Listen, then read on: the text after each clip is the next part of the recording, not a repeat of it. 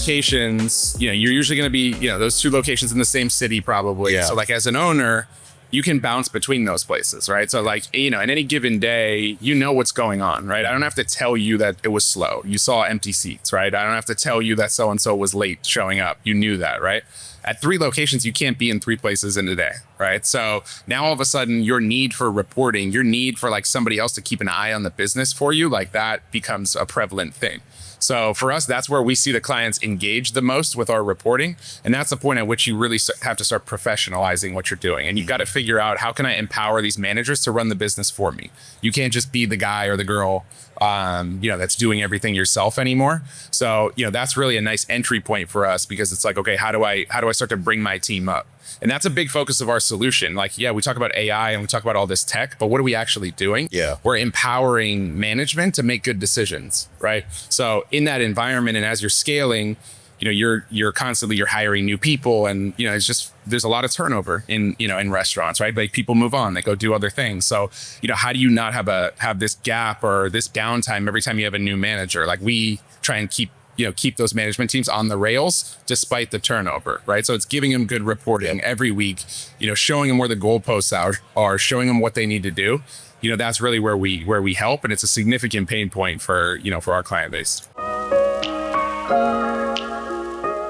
Restaurant group, I'm not gonna say the name, but a restaurant group in New York. Yep. They have 28 locations, right? When we got there, the entire group was losing money. They'd been losing money for probably like 3 or 4 years. It was a very kind of hot concept, cooled down, like not going away, but definitely like kind of cooled down. And they had just ramped up all of their corporate office, right? They had all this huge expenditure, right? They had an accountant for every 2 stores. And what was happening was, you're spending money in this department, and it's just like bringing down the whole group, right? Yep. And there's a bunch of people for them to organize. And now you have senior management who's not only worried about operations in the restaurant, but they're worried about like running this corporate office, which is now just balloons. It's like people everywhere, right? So when we got in there, it took us probably a couple months to just like get everything dialed in, to completely sort of, become their finance department. And we saved them like $2.5 million. Wow. Just That's off the top, significant. right? Significant. And they got better, faster reporting, right? So like most restaurants are going to look at like a monthly P&L, right? That's not that helpful. Like, a month doesn't mean anything to a restaurant. So like, what it's already happened. we do, Exactly. So like, I can't remember what happened P&Ls. yesterday.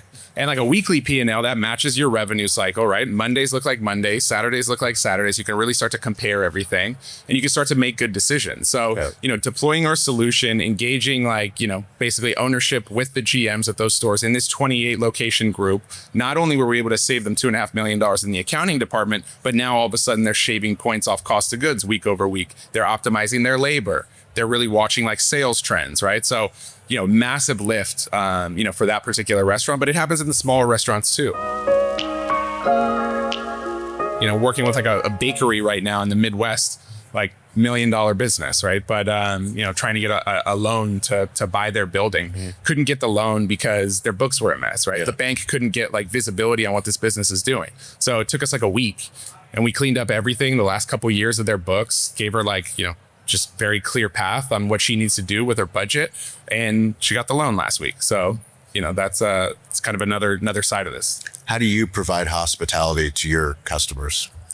We talk about empathy a lot, right? And it's understanding that, what we're doing can be complex, and it can be daunting for a lot of operators, right? And especially when we're dealing with management teams, right? That maybe they grew up in the restaurant business. They didn't grow up doing finance. So we think about things like, how do we make them comfortable with what we do, and how do we help them, really understand, what we're talking about. So, we do a lot of teaching and coaching internally on basically how to speak in restaurant terms, because we hire a bunch of accountants, right? So it's like inherently they're not thinking that way. So, meeting people where they are, I think that's a huge part of hospitality, making them feel comfortable, making them not feel like, oh, this is so big and this is daunting. Like, we talk about that day in and day out. And that's really been a hallmark of, our service.